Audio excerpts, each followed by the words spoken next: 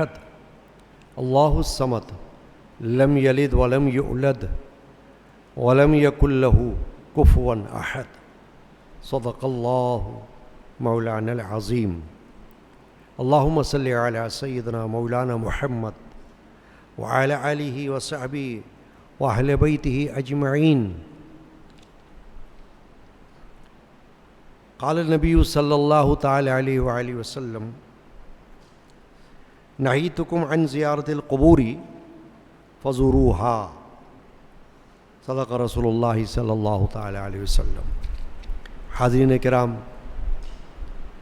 ماہ رمضان المبارک میں عشرہ اعتکاف میں روزانہ بعد نماز عصر یہ درس کا سلسلہ جاری ہے. اللہ تعالی حاضری قبول فرمائے. آج کے درس میں محدثین نے بابو زیارت القبور قائم کیا، یعنی قبروں کی زیارت جو مسلمانوں کا شعار ہے اور سنت رسول اللہ ہے صلی اللہ تعالی علیہ وآلہ وسلم. تو قبروں کی زیارت کے احکام اور فضائل یہ آج کا ہمارا موضوع ہے.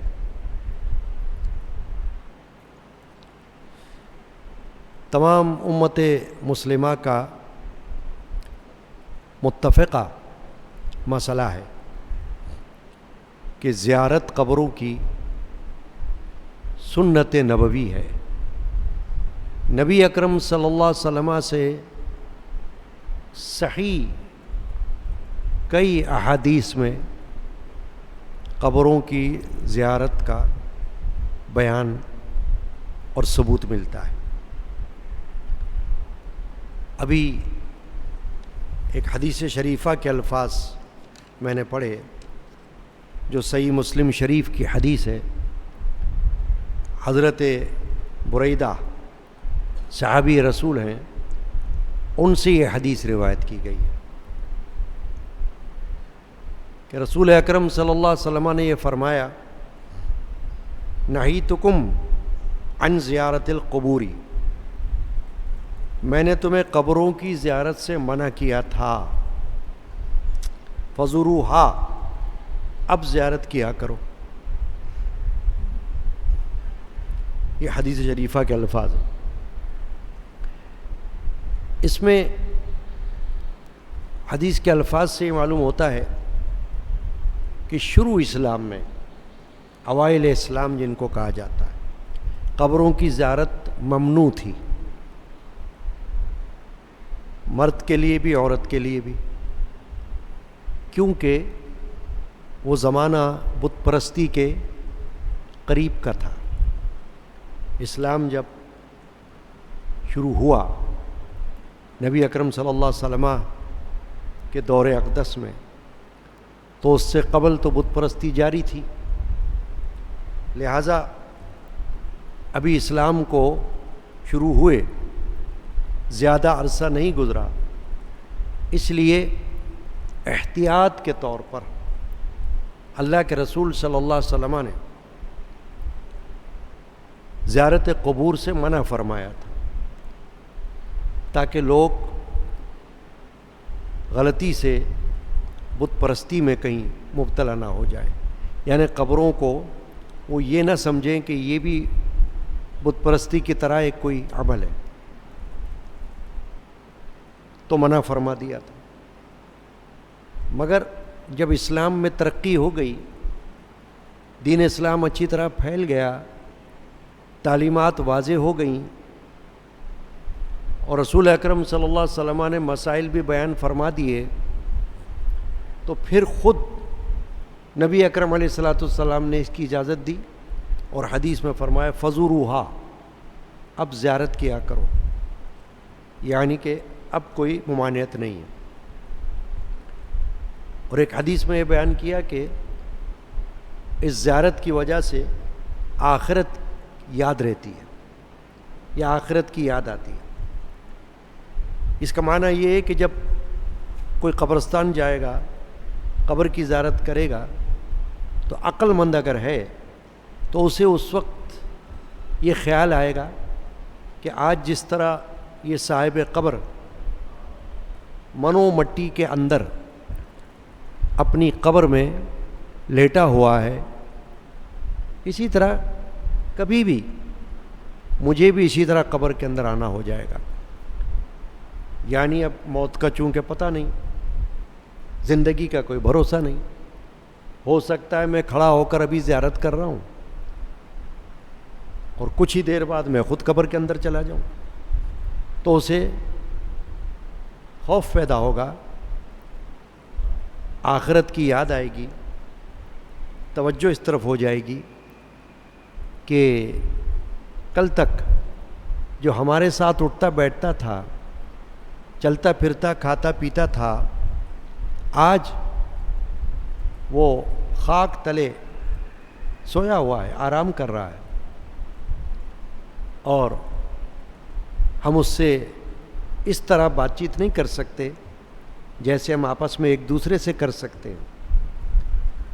ہم آپس میں ایک دوسرے کے ساتھ ہنستے بولتے ہیں، دکھ سکھ میں شریک ہوتے ہیں، بات چیت کرتے ہیں، آتے جاتے ہیں ایک دوسرے کے ساتھ. یہ سب زندگی میں ہوتا ہے. مرنے کے بعد مرنے والے کے ساتھ یہ سب کچھ تو ہم کر نہیں سکتے. اب مرنے کے بعد صرف کیا چیز رہ جاتی ہے؟ قبروں کی زیارت اور فاتحہ اور ایصال ثواب، کہ آپ یا تو اس کی قبر کی زیارت کر لو یا آپ اس کے لیے ایصال ثواب کر لو، بس دعائے مغفرت کر لو. تو اس لیے قبروں کی زیارت کو شریعت میں جائز کیا گیا اور اس کو باقاعدہ ایک درجہ دے دیا گیا کہ دیگر عبادات کی طرح اس کی بھی ایک اہمیت ہے.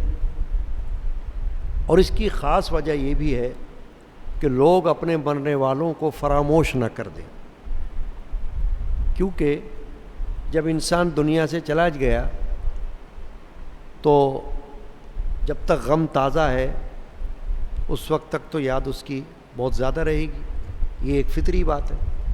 اور جوں ہی وقت گزر گیا، لمبا عرصہ گزر گیا اس کو انتقال کیے ہوئے، تو اگر وہ قبر پر بھی کوئی نہ جائے تو کیا ہوگا کہ دل سے یاد ممکن ہے کہ کم ہوتی چلی جائے. وہ اس کا حق ہے، مرنے والے کا حق کیا ہے کہ اس کو یاد رکھا جائے. یہ مرنے والوں کے حقوق میں سے اس کے لیے دعائے مغفرت، اس کی قبر کی زیارت، اس کے قبر کی دیکھ بھال، حفاظت، ایصال ثواب، صدقات و خیرات، اس کی یاد، اس کا تذکرہ، اس کی نیکیوں کو یاد رکھنا، یہ سب مرنے والوں کے حقوق میں سے شریعت نے یہ حق دیا ہوا ہے. یہ کسی کا احسان نہیں ہے مرنے والے پر کہ کوئی کہے کہ دیکھو ہم یاد کر رہے ہیں، دیکھو ہم تو جا رہے ہیں، دیکھو ہم تو یہ کر رہے ہیں. بھئی یہ اس کا حق ہے، ہمارا اس پر احسان نہیں، اس کا حق ہے کہ ہم مرنے کے بعد اس کو یاد رکھیں. اگر وہ مسلمان مرا، کافر کی نہ قبر کی زیارت ہوتی ہے، نہ کافر کو ایصال ثواب کیا جاتا ہے، نہ کافر کی مغفرت کے لیے کوئی صدقہ و خیرات کر سکتا ہے، نہ کسی کو کھانا کھلا سکتا ہے. سب منع ہے. وہ اس کے کفر کی وجہ سے، چاہے کتنا ہی پیارا دوست ہو کوئی کافر، چاہے خدا نہ خواستہ کافر اپنے ماں باپ ہوں، مرنے کے بعد نہ ان کی قبر کی زیارت ہے، نہ ان پر ایصال ثواب ہے، نہ ان کے لیے رحمت کی دعا، نہ ان کے لیے مغفرت کی دعا، نہ ان کے لیے جنت کی دعا. سب ممنوع ہے، گناہ ہے کافر مشرک کے لیے. مگر مسلمان دنیا میں کتنا ہی گناہ گار رہا ہو، لوگوں میں مانا جاتا ہو کہ یہ بڑا گناہ گار بندہ ہے، یہ تو نہ عبادت گزار ہے، نہ ریاضت والا ہے، نہ کوئی محفلوں میں بیٹھنے والا ہے، کچھ بھی نہیں. مگر چونکہ مسلمان مرا، کفر پہ نہیں مرا، صرف گناہوں پہ خاتمہ ہوا اس کا، تو اس کی نماز جنازہ بھی ہوگی، اس کی قبر بھی بنے گی، اور اس کی قبر کی زیارت بھی کی جائے گی، اس کے لیے ایصال ثواب بھی ہوگا، اس کے لیے دعائے مغفرت بھی ہوگی، اس کے لیے صدقات و خیرات بھی کیے جائیں گے، یہ سب اس کے حق میں سے شمار ہوگا۔ تو چند مسائل، چند عقائد جو ہمیں یاد رکھنے کی ضرورت ہے، وہ یہی ہے کہ اپنے عزیز و اقارب، اپنے مشائخ، اپنے اساتذہ، اپنے دوست احباب، مرشدان پاک، دنیا سے ان کے رخصت ہونے کے بعد ان کے قبروں کی زیارت کی جائے، اس سے دل میں نرمی پیدا ہوگی۔ اس کی حکمت ہے، یعنی قبر پر کھڑا ہو کر خیال آئے گا کہ دیکھو جو کل تک ہمارے ساتھ تھے آج وہ قبر کے اندر ہے، ہمیں بھی اسی طرح ہونا ہے۔ چنانچہ زیارت قبور میں دونوں کا فائدہ ہے، زائر کا بھی اور صاحب قبر کا بھی۔ زائر کا تو یہ ہے کہ اس کو آخرت یاد آ رہی ہے اور مرنے والے کا حق ہو رہا ہے ادا، اور صاحب قبر کا فائدہ یہ ہے کہ اس کے لیے دعائے مغفرت ہو رہی ہے، اس کے لیے فاتحہ پڑھی جا رہی ہے، اس پر کوئی قرآن پڑھا جا رہا ہے۔ جیسے حدیث پاک میں ہے کہ اپنے مرنے والوں پر یاسین پڑھا کرو، تو یاسین کے بارے میں علماء نے فرمایا کہ مرتے وقت بھی پڑھا جا سکتا ہے، نزع کے وقت جب انتقال ہو رہا ہو، اور مرنے کے بعد بھی پڑھا جا سکتا ہے، گھر میں بھی پڑھا جا سکتا ہے، پڑھ کر ثواب بھیجا جا سکتا ہے، اور قبر پر بیٹھ کر بھی پڑھا جا سکتا ہے، ثواب بھیجا جا سکتا ہے۔ اس کے علاوہ پڑھنے میں سورۃ الفاتحہ، سورۃ الاخلاص، قبر کی جب زیارت کی جائے تو یہ پڑھا جا سکتا ہے، پڑھنا چاہیے۔ حدیث میں حضور نے فرمایا کہ جو شخص قبرستان جا کر سورہ اخلاص پڑھتا ہے، قل هو اللہ احد اللہ الصمد لم یلد ولم یولد ولم یکن لہ کفوا احد، تو حضور نے فرمایا کہ قبرستان میں جتنے مردے ہیں ان کی تعداد کے برابر اس کو ثواب مل جاتا ہے۔ پڑھنے والے کو، خود پڑھنے والے کو اتنا ثواب ملے گا جتنے قبروں میں مردے ہیں، جتنے قبرستان میں مردے پڑے ہوئے ہیں ان کی گنتی کے برابر۔ تو سورۃ الفاتحہ پڑھے، سورۃ الاخلاص پڑھے، درود شریف پڑھے، اس کے علاوہ تسبیحات میں سے کچھ پڑھے۔ تسبیحات میں کیا کیا ہے؟ سبحان اللہ اس کو تسبیح کہتے ہیں، الحمدللہ اسے تحمید کہتے ہیں، لا الہ الا اللہ اسے تحلیل کہتے ہیں، اللہ اکبر اس کو تکبیر کہتے ہیں۔ یہ خود حدیث پاک میں سرکار دو عالم صلی اللہ علیہ وسلم سے ایک صحابی کے تدفین کے موقع پر ثابت ہے کہ صحابی کی تدفین ہو رہی تھی، قبرستان میں دفنایا جا رہا تھا، رسول پاک صلی اللہ علیہ وسلم وہاں موجود تھے، صحابہ کرام ان کے ساتھ موجود تھے، تو اللہ کے رسول صلی اللہ علیہ وسلم نے تسبیح شروع کی پڑھنا، تو صحابہ نے پوچھا یا رسول اللہ یہ تسبیحات جو اس وقت پڑھی جا رہی ہیں ان کا کیا فائدہ ہوگا؟ اب یہ سب باتیں تعلیم کے لیے ہے نا، تاکہ آئندہ آنے والوں کو تعلیم ملے، تو اللہ دل میں ڈالتا ہے کسی کے کوئی سوال کہ کوئی پوچھے، تاکہ جب جواب ہو تو آئندہ کے لیے لوگوں کو سبق ملے۔ چنانچہ ان کے سوال پر نبی اکرم صلی اللہ علیہ وسلم نے فرمایا کہ اس پر قبر تنگ ہو رہی تھی، قبر کو تنگ ہونے کا مطلب یہ ہے کہ اگر کوئی بندہ نیک ہے تو قبر اس کو پیار سے دباتی ہے، اس پر نرمی سے اس کو دباتی ہے، اور اگر خدا نخواستہ بندہ گناہگار مرا یعنی کہ عبادت گزار نہیں تھا تو قبر اس کو سختی سے دباتی ہے. یہ ہر ایک کے ساتھ ہوتا ہے. اب کسی کو نظر نہیں آ سکتا, کوئی قبر پہ کھڑا ہوا ہے اسے نظر نہیں آ سکتا. اللہ کے رسول صلی اللہ علیہ وسلم نبی ہیں, رسول ہیں, تو آپ کو علوم نبوت جو باری تعالی جل شانہ نے عطا فرمائے, اس کے نتیجے میں حضور کو کسی بات کا پتہ چل جانا یہ باعث تعجب نہیں ہے.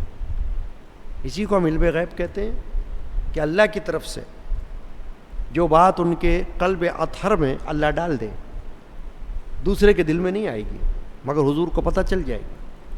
قبروں میں عذاب ہو رہا ہے, حدیث میں حضور نے یہ بھی دیکھا, حدیث موجود ہے کہ 2 قبروں میں مسلمانوں کو عذاب ہو رہا تھا, صحابہ ساتھ تھے, حضور نے فرمایا ان کو عذاب ہو رہا ہے. ایک کو پیشاب سے احتیاط نہ کرنے پر عذاب ہو رہا ہے, چیٹوں سے نہ بچنے پر عذاب ہو رہا ہے, ایک کو چغل خوری کرنے پر عذاب ہو رہا ہے. تو رسول اللہ صلی اللہ علیہ وسلم نے کھجور کی تر شاخیں منگوائیں, شاخ, اور ان کو چیرا, توڑا, 2 ٹکڑے فرمائے اور ان دونوں ٹکڑوں کو ایک ایک قبر پر گاڑا, اور یہ فرمایا کہ جب تک یہ تر رہیں گی, تازہ رہیں گی یہ شاخ, تو اس وقت تک عذاب منقطع ہو جائے گا, سختی ان کی دور ہوگی. کیوں کہ یہ اللہ کی تسبیح کریں گے, کیونکہ تر چیز اللہ کی تسبیح کرتی ہے, تو پتے بھی اللہ کی تسبیح کرتے ہیں.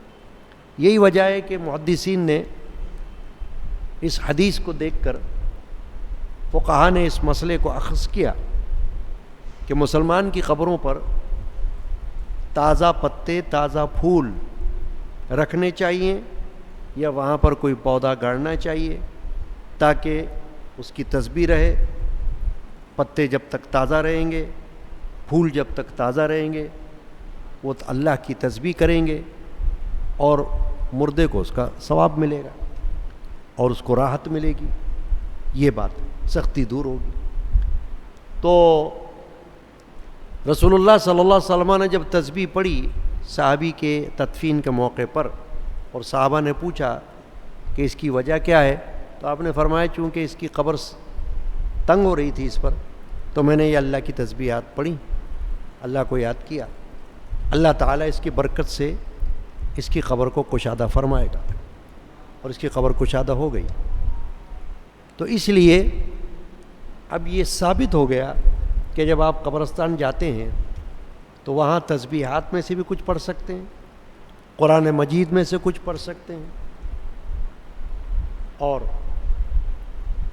سورتیں, سورہ یاسین, سورہ فاتحہ, سورہ اخلاص, درود شریف, یہ سب پڑھ سکتے ہیں. یعنی وہاں پر بجائے خالی بیٹھنے کے زیارت تو ہو ہی جائے گی قبر کی. جب آپ انسان وہاں جائے گا تو قبر کو تو دیکھے گا, وہ تو زیارت کا حق ہو گیا. لیکن اب ایصال ثواب کرنا ہے نا, تو ایصال ثواب پڑھنے سے ہوگا, اور وہ یہی ہے کہ پڑھا جائے. پھر کوئی صدقہ خیرات اگر گھروں میں اپنے کریں مرنے والوں کے لیے تو اس کا ثواب پہنچ رہا ہے. تو اس سے یہ معلوم ہوا کہ قبر والوں کا ایک حق ہم پر جاری ہے, چل رہا ہے. ورنہ اگر ایسا نہ ہوتا تو کیا ہوتا کہ لوگ اپنے عزیز و اقارب کو بھول جاتے, اپنے دوست احباب کو بھی بھول جاتے ہی نہیں قبروں پر, یا ان کے ایصال ثواب کرتے ہی نہ, تو فراموش ہو جاتے, وہ بھول جاتے. لیکن اللہ تعالیٰ کی طرف سے اور اللہ کے رسول صلی اللہ تعالیٰ علیہ وسلم کی جانب سے یہ نظام, سسٹم قائم کر دیا گیا. رسول اللہ صلی اللہ علیہ وسلم جنت البقیع پہ تشریف لے جاتے تھے, مردوں کی زیارت کیا کرتے تھے. اب جنت البقیع میں ازواج مطہرات مدفون ہیں, حضور کی صاحبزادیاں مدفون ہیں, صحابہ اور صحابیات مدفون ہیں, اہل بیت پاک مدفون ہیں. یعنی کتنی جلیل القدر ہستیاں مدینہ طیبہ میں جنت البقیع کے اندر مدفون ہیں. اگرچہ اب ان کی قبریں واضح نہ ہوں, کیونکہ ایک وقت وہ تھا کہ جنت البقیع میں گنبد بھی بنے ہوئے تھے مزارات پر, جیسے ابھی بھی بزرگان دین کے پاس مزارات پر نشانات کے لیے، تاکہ پتہ چلے کہ ان کی عظمت ہے۔ گنبد بھی بنائے جاتے ہیں، غلاف بھی چڑھائے جاتے ہیں، پھول بھی ڈالے جاتے ہیں۔ تو ایک وقت تھا کہ جب سلطنت عثمانیہ تھی، ترکی دور حکومت سعودیہ میں، اس وقت کا جو سعودی ملک ہے، تو اس وقت ترکی حکومت تھی، تو وہاں پر اعراس عرس صحابہ کرام کے وہ بھی ہوا کرتے تھے۔ سید الشہداء حضرت امیر حمزہ رضی اللہ تعالیٰ عنہ حضور کے چچا ہیں، ان کا بھی عرس ہوا کرتا تھا، اور مزارات شریفہ پر گنبد بنے ہوئے تھے۔ جب سعودی حکومت نے قبضہ کیا تو چونکہ وہ وہابی عقائد کے ہیں، جن کو بدعقیدہ ہم کہتے ہیں، تو انہوں نے سب مسمار کر دیا، تعمیرات کو ختم کر دیا، قبروں کو مسمار کرنے کا ارادہ کر لیا۔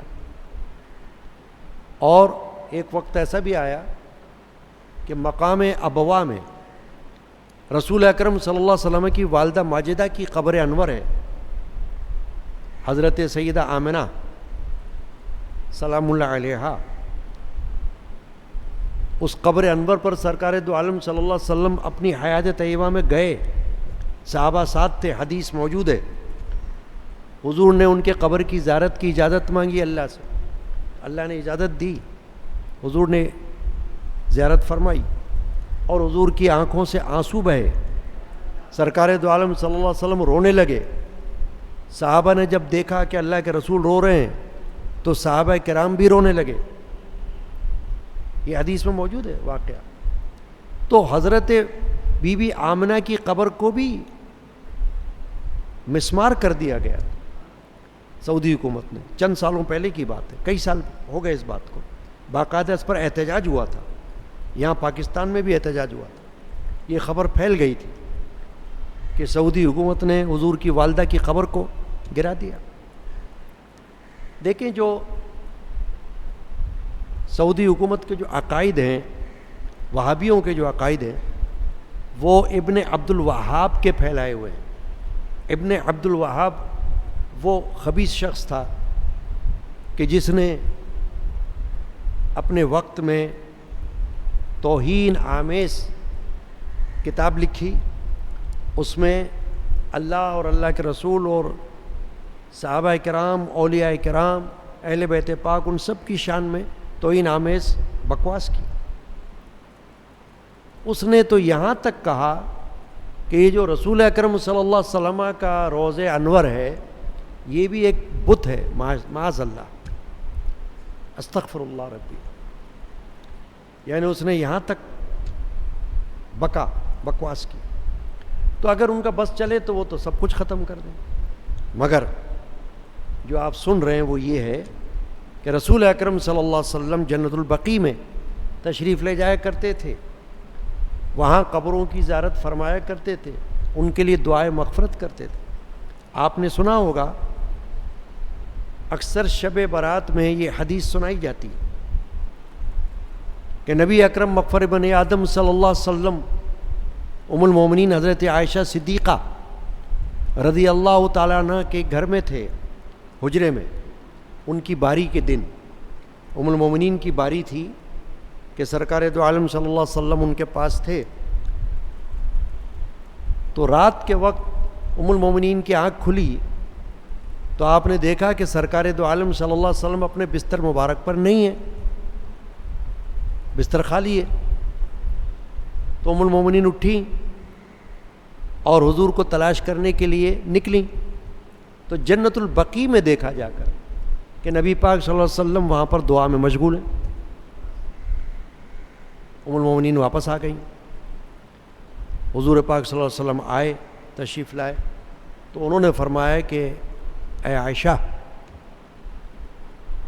میں اس وجہ سے اٹھا گیا کہ مجھے حضرت جبرائیل نے یہ پیغام پہنچایا کہ اللہ کی طرف سے آج کی رات کہ جو لیلۃ البرت کہلاتی ہے، شعبان کی 15ویں رات جس کو ہم کہتے ہیں نا شب برات، تو حضرت جبرائیل علیہ السلام نے آ کر یہ بتایا کہ آج کی رات ایک قبیلہ بنی کلب جس کو کہا جاتا ہے، قبیلہ بنی کلب تھا، اس کے پاس بہت بڑی تعداد میں بکریاں ہوتی تھیں، بکریاں پالی ہوئی تھی اس نے، بہت بڑی بے شمار بکریاں. تو مثال دیا کہ اللہ تعالیٰ آج کی رات قبیلہ بنی کلب کے بکریوں کے بالوں کی تعداد میں گناہگاروں کو بخش دے گا، مغفرت فرما دے گا. تو آپ اللہ کی بارگاہ میں ان کے لیے دعا کریں. تو میں اس لیے اٹھا اور جنت البقیع میں حضور نے دعائیں مغفرت کی، دعائیں مانگی وہاں. تو یہ بھی حدیث میں واقعہ موجود ہے اور اس کو بیان کیا جاتا ہے. اور نبی اکرم صلی اللہ علیہ وسلم نے صرف قبر کی زیارت ہی نہیں، حدیثوں میں آتا ہے کہ حضور اکرم صلی اللہ تعالی علیہ وسلم نے یہ بھی فرمایا کہ جب قبرستان جاؤ تو سلام کرو قبر والوں کو، یوں کہو السلام علیکم یا اہل القبور، اور ایک حدیث میں السلام علیکم اہل الدیار من المؤمنین والمسلمین وَإِنَّا إِن شَاءَ اللَّهُ بِكُمْ لَاحِقُونَ نَسَأَلُ اللَّهُ لَنَا وَلَكُمُ الْعَافِیَةَ. اے مومنوں اور مسلمانوں کے گھر والوں، تم پر سلام ہو، تم پر سلام ہو. اللہ نے اگر چاہا تو ہم بھی تم سے ملنے والے ہیں. ہم اللہ سے اپنے اور تمہارے لیے عافیت کا سوال کرتے ہیں، خیر کا سوال کرتے ہیں. تو یہ سلام جو ہے قبرستان میں مسلمانوں کی ہر ایک کو کیا جا سکتا ہے. یہ نہیں کہ صرف اپنے کسی عزیز کو کر رہے ہیں، ہم سب کو السلام علیکم یا اہل القبور، اس میں سارے قبر والے آ گئے. اردو میں بھی کر سکتے ہیں، سلام ہو قبر والوں، تمام قبر والوں تم پر سلام ہو، بات ایک ہی ہے. لیکن حدیث کے الفاظ ہیں نا، اس کا اجر و ثواب زیادہ ہوتا ہے، وہ عربی زبان میں. اب سلام جو ہے فقہ میں فقہا نے یہ فرمایا ہے کہ صرف اسی کو کیا جاتا ہے جو سنتا ہو. جو سویا ہو اس کو سلام نہیں کیا جاتا، کیونکہ وہ نہیں سن رہا، وہ نیند میں ہے. آپ سلام کرو گے اس کو پتہ نہیں چلے گا، تو اس کو سلام نہیں کیا جائے گا. لیکن جو شخص سنتا ہے اسے سلام کیا جاتا ہے اور وہ سلام کا جواب بھی دے دیتا ہے سن کر. تو قبر والوں کے لیے حدیث میں آیا کہ وہ تمہارے سلام کا الفاظ سلام کے اور سلام کی پکار سنتے ہیں اور اس کا جواب دیتے ہیں. مگر تمہیں نظر اس لیے نہیں آتا کہ ظاہر ہے وہ قبر کے اندر ہیں، ان کی روح تو زندہ ہے.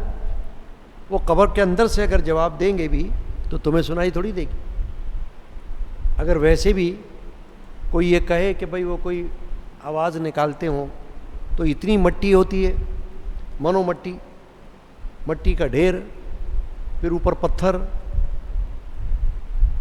اوپر اور مٹی اتنی ساری، تو کہاں آواز سنائی دے اندر سے کسی کی باہر. مگر عقائد میں سے ہے، جیسے بہت سی باتیں ہمارے عقیدوں سے تعلق رکھتی ہیں نا، تو یہ حدیث کے مطابق عقیدہ ہے کہ مرنے والے کو جب سلام کیا جاتا ہے تو وہ سلام کا جواب دیتا ہے. اور نہ صرف یہ کہ تمہارے سلام کو سنتا ہے اور جواب دیتا ہے، بلکہ وہ تمہیں پہچانتا ہے. اگر زندگی میں تمہیں جانتا تھا تو اب بھی تمہیں جانتا ہے اور خوش ہوتا ہے تم سے. یہ حدیث پاک میں کہ یہ مت سمجھنا ہے کہ ہم تو فالتو گئے، ایسے ہی سلام کر دیا ہم نے، کیا فائدہ ہوا؟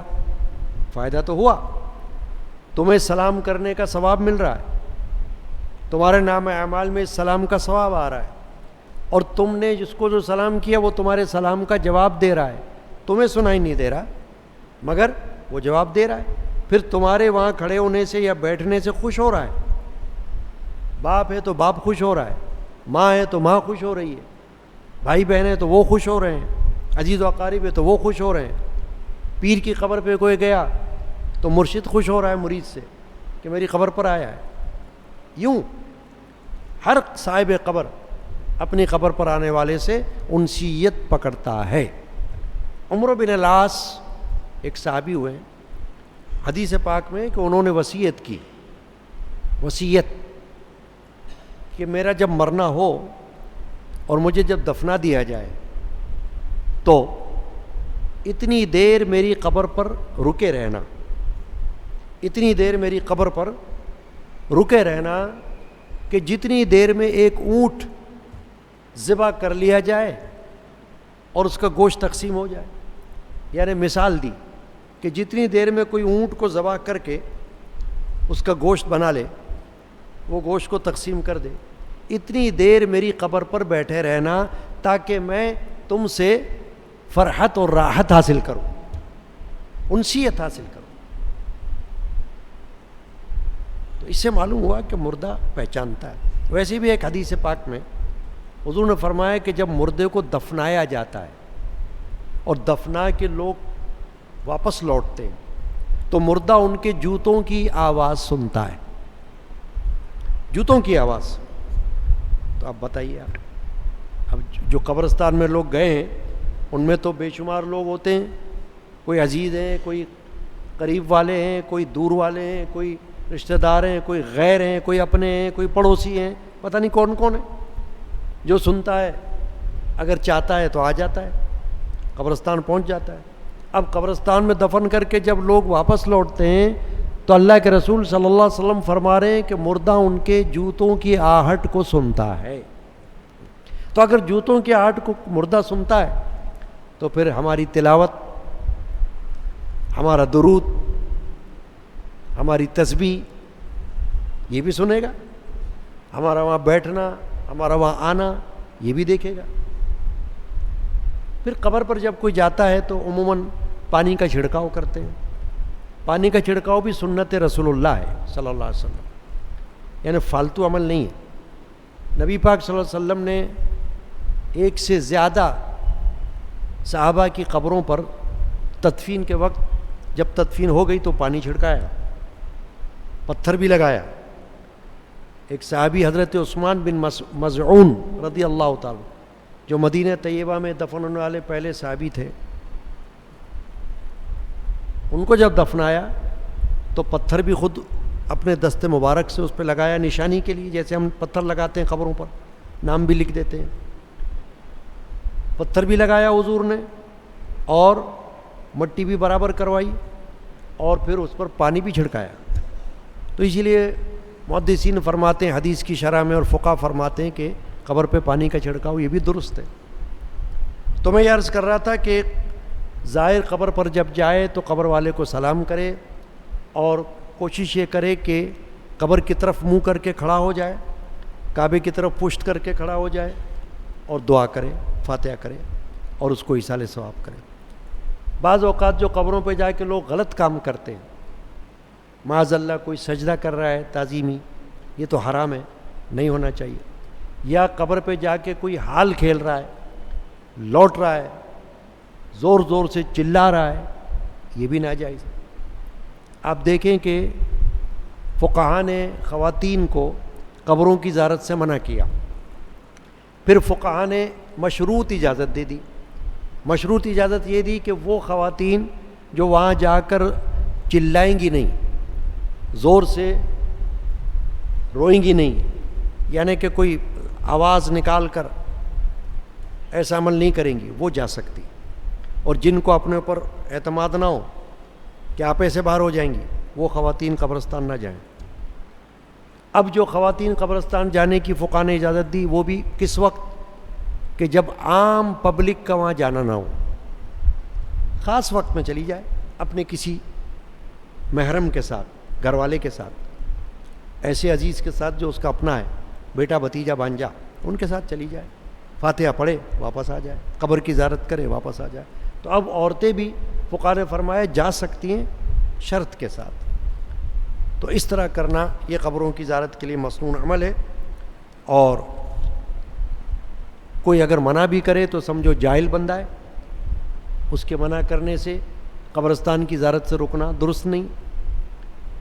اللہ تبارک و تعالی ہمیں توفیق عطا فرمائے کہ ہم اپنے مرنے والوں کا حق پہچانیں، ان کے لیے ایصال ثواب کیا کریں، گھر سے بھی کیا کریں، مسجد سے بھی کیا کریں، قبرستان جا کر بھی کیا کریں، یعنی ہر طریقے سے وہاں جا کر زیارت پر پڑھ کر ایصال ثواب ہم کر سکتے ہیں۔